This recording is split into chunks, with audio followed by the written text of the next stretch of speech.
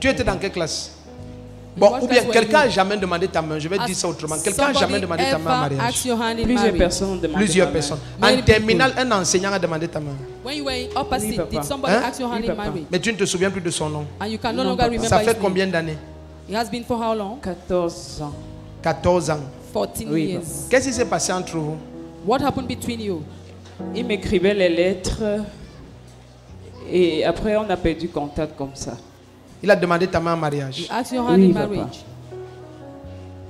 Maman, vous êtes allés ensemble quelque part? Did you go somewhere, together somewhere? En terminale. In upper seat. Terminale, c'est upper six. Yes, that's it. Je ne me rappelle pas où on était allés. Vraiment, j'arrive pas à me rappeler. Vous êtes allé quelque part, vous vous êtes blessé quelque part. You wounded yourself. Tends tes deux mains ici. Tends tes deux mains vers elle. Vous êtes venu avec qui ici? Je suis venue avec ma petite soeur. Tu veux te marier? You want to get married? Tu veux qu'on brise les alliances de célibat? Oui, papa. Tu veux qu'on brise les faux mariages? Oui, papa. Tu veux qu'on brise les liens de mariage? Pourtant, ce n'est pas le mariage. Oui, papa. Hein? Oui, papa. Tu es vampire. Non, papa. On m'a accusé d'être vampire. On t'a accusé d'être vampire. Oui, papa. Tu es vampire. Are you a vampire? Non, papa. Tu sors de ton corps. Do you come out of your body? Tu as sucé le sang de quelqu'un. Did you suck somebody's blood? J'ai souvent les questions terribles, n'est-ce pas? Sometimes I have Mes questions dérangent. My questions annoy. Même ta taille, je n'ai pas peur. C'est ta petite soeur ici? Is she your younger sister? Dernière. Donc sa taille ne nous impressionne pas. Tu es la dernière petite does soeur. not impress us. On accuse ta soeur d'être vampire. Je suis de votre famille. Non, papa. Quelqu'un d'entre vous m'a fait un SMS. On m'a écrit quelque chose. Yeah, papa. Hein? Yeah. On t'a fait lécher un truc avec le sang. On mélange une poudre noire comme ça avec le sang. Like a dark powder with blood. On lui a fait ça. They did that to her. Un truc on mélange avec le sang. They mix it with blood. Avec le sang, on tue la poule. On mélange un truc comme ça avec le sang. Tu lèches. Et on a blessé ici. C'est pour ça que je regardais ta main comme ça. On a blessé là. On allait tellement chez les marabouts, je n'arrive pas à me rappeler. Tu es vampire? Are you a vampire? Non, papa. On t'accuse d'être vampire. Qui t'accuse d'être vampire? La femme, après mon bac, je vivais avec mon oncle et sa femme à Essomba. Ta vie a changé en terminale. Did your life change in upper Au seat? bac là, ta vie a changé. When you were writing your baccalaureate. Quand tu vas sortir d'ici là, on va se bousculer pour le mariage, toi aussi. Amen. Tu vois, you see, une fausse accusation est sur elle. A fake accusation is on her. Et ça a gâté son nom et ça a sali son image. C'est partout dans la famille et le village. Vous, c'est comme le cas qui était là-bas. Mais vous, c'est plus grave. C'est plus grave, papa, c'est plus grave. La petite soeur, ma mère ne lui parle même plus. On a accusé de sorcellerie. On dit qu'elle est sorcière. Oui, qu'elle sort de son corps et mange les gens. Oui, mon frère consanguin a dit ça. Valérie, il a dit ça. Levez-la. Dis la vérité au monde. On se connaît où? C'est la première fois que vous venez ici. C'est la première fois. La première fois. J'ai dit au Seigneur, je ne sors pas d'ici comme ça. N'est-ce pas? J'ai dit que je tu es ne déjà sors fatigué. pas d'ici comme ça. Toi, tu la soupçonnes aussi. Vous la soupçonnez aussi. C'est la famille qui la soupçonne. Les frères de la mère et du côté du père et aussi tout l'oncle où elle a fait l'université. Tout le monde la soupçonne. Oui.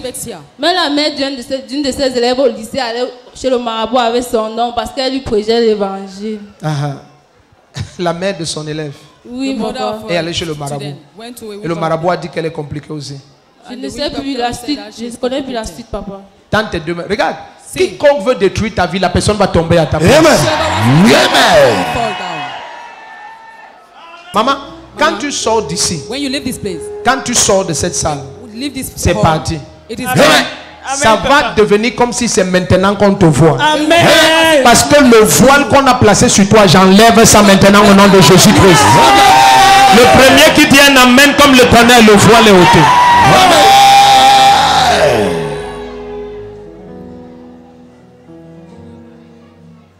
Ça, c'est très africain d'accuser les innocents.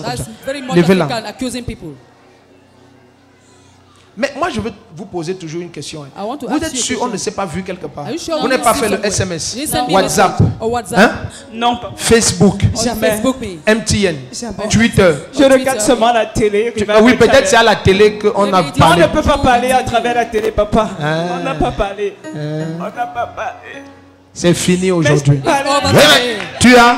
J'ai parlé à Jésus, j'ai dit que je suis fatigué. Je ne peux pas entrer ici et rentrer comme je suis venu. C'est ce que je... Est-ce qu'il y a quelqu'un qui a décidé que je ne rentre pas comme je suis venu? Moi, je ne suis pas pressé. C'est toi qui es pressé. C'est toi qui es pressé. Moi, je ne suis pas pressé. Même un peu, je ne suis pas pressé. Tends tes deux mains. Dis à ton voisin, tu veux déjà rentrer? Do you want to go back?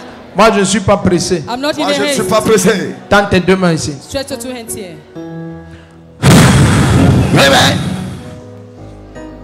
Ama, le voile, si j'enlève, je te libère au nom de Jésus-Christ.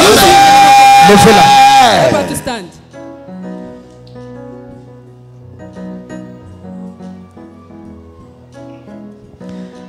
Au nom puissant de In the Jésus-Christ. mighty name of Christ. Pas tu es libre. Go, you are free. Regarde ta jalousie là, ça ne change rien. Je m'appelle Manfo Kenfak Bénédicte. C'est ma petite sœur. Manfo Lonti. Manfo Teno Mosonia.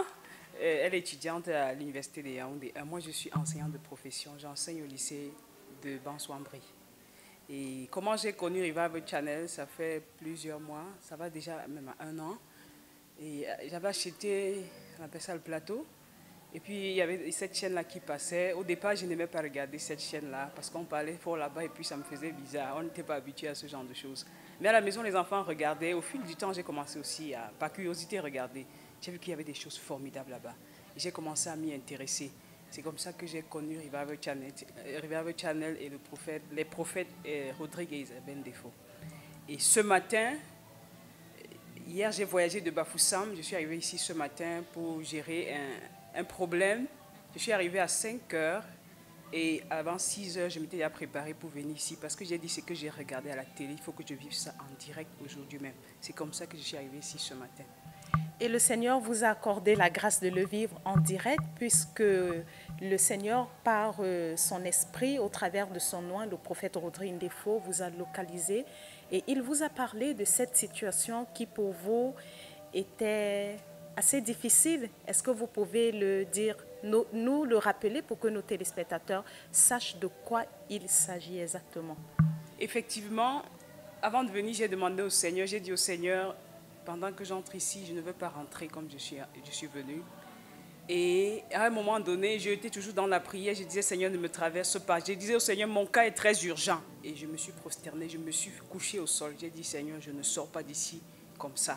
C'est alors que un huissier m'a fait lever pour que j'aille m'asseoir. Pendant que je partais, papa m'a appelé. Et effectivement, il m'a posé la première question, où est ton mari? C'est là où je lui ai dit que je ne suis pas mariée. Et il m'a parlé d'un monsieur qui avait demandé ma main quand je faisais terminale, ça fait environ 14 ans, qui s'appelait Bernard, qui était enseignant. Et c'est la vérité. Et il m'a dit que c'est cette année-là, pendant que je faisais terminale, que ma vie a été gâtée, si je peux le dire ainsi.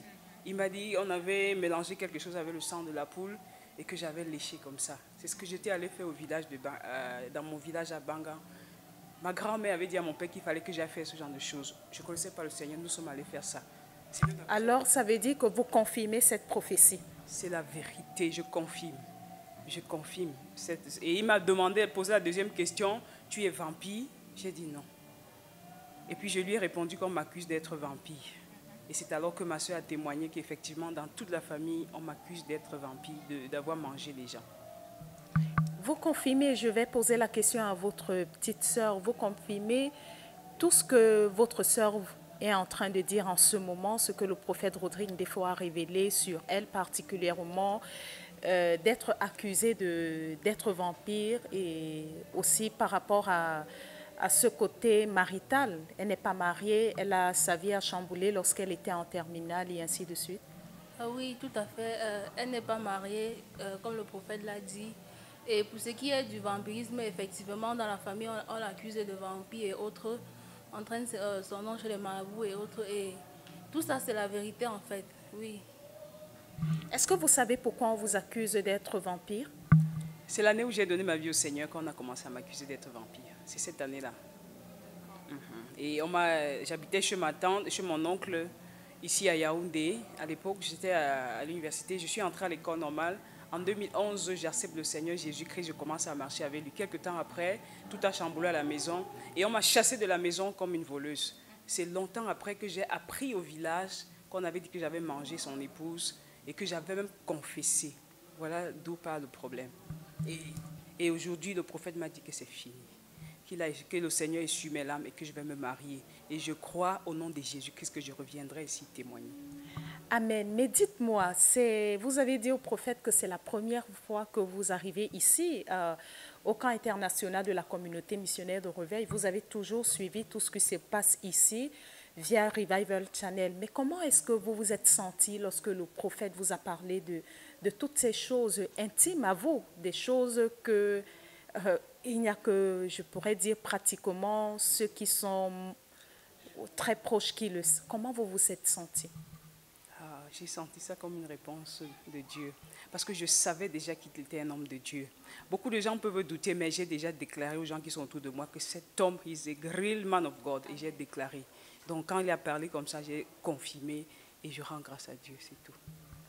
Alors, au vu de ce que le Seigneur Jésus-Christ a fait pour vous au travers de son nom, le prophète Rodrigue Defo, qu'est-ce que vous pouvez dire à nos téléspectateurs qui vous suivent en ce moment?